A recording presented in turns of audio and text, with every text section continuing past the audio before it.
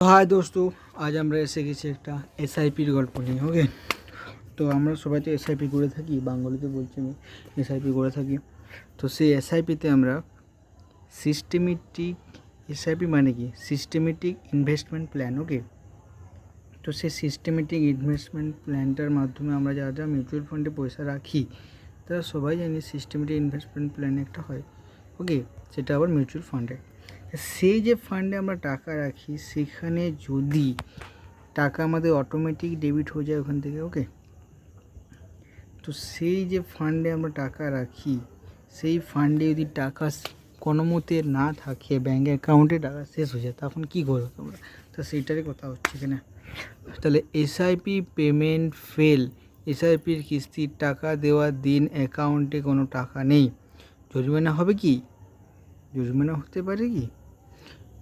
জানুন কি ঘটে এক্ষেত্রে। ওকে, তো কি হতে পারে দেখে নেওয়া যাক। ওকে, চলো দেখা যাক তাহলে। সিস্টেমেটিক ইনভেস্টমেন্ট প্ল্যান অর্থাৎ এসআইপি হলো মিউচুয়াল ফান্ডে নিয়মিত বিনিয়োগের একটি সুশৃঙ্খল উপায়। দেশে এসআইপির মাধ্যমে প্রতি মাসে বিভিন্ন মিউচুয়াল ফান্ডের স্কিমে 26,000 কোটি টাকা আসছে।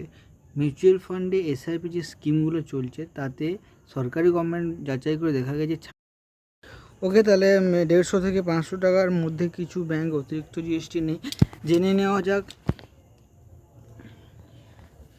সেবি নিয়ম কি বলে। সেবি হচ্ছে security exchange board of India. SEBI একটি এসআইপি বলো, মিউচুয়াল ফান্ড বলো, ট্রেডিং বলো, সব সেবি নিয়ন্ত্রণ করে। ওকে, ওই জন্য সেবি বোর্ড লেখা আছে। সেবির নিয়ম অনুসারে যদি পরপর 3 থেকে 5টি কিস্তি ব্যর্থ হয় তাহলে মিউচুয়াল ফান্ড কোম্পানি অর্থাৎ এএমসি অ্যানুয়াল মেনটেন্যান্স চার্জ সেই এসআইপি পরিকল্পনা বন্ধ করে দিতে পারে। প্রতিটি ফান্ড হাউসের নিজস্ব সীমা থাকে। সাধারণত 3টি কিস্তি এসআইপি বন্ধ করে দেওয়া হয় এবং অন্যদিকে এসআইপির ফেল হলে ক্রেডিট স্কোর ওপর কোনো প্রভাব পড়ে না। কিন্তু যদি ব্যাংক বারবার সিবিল যেটা আমাদের সিবিল স্কোর বলা হয়, যেটা বেশি থাকলে আমাদের তাদের লোন পাওয়া যায়, সিবিল স্কোরকে ইসিএস ব্যর্থ তার অর্থ পাঠায় তাহলে পরোক্ষ প্রভাব পড়তে পারে। ঠিক আছে, দীর্ঘমেয়াদী বিনিয়োগের উপর কী প্রভাব পড়বে? এসআইপির শক্তি হলো নিয়মিত বিনিয়োগ এবং চুক্তি বৃদ্ধির প্রভাব। যদি এসআইপি বারবার ফেল হয় তাহলে বিনিয়োগের ধারাবাহিকতা ভেঙে যায়। নিজেদের আর্থিক লক্ষ্য যেমন অবসর, শিশুদের শিক্ষা বা বাড়ি কেনা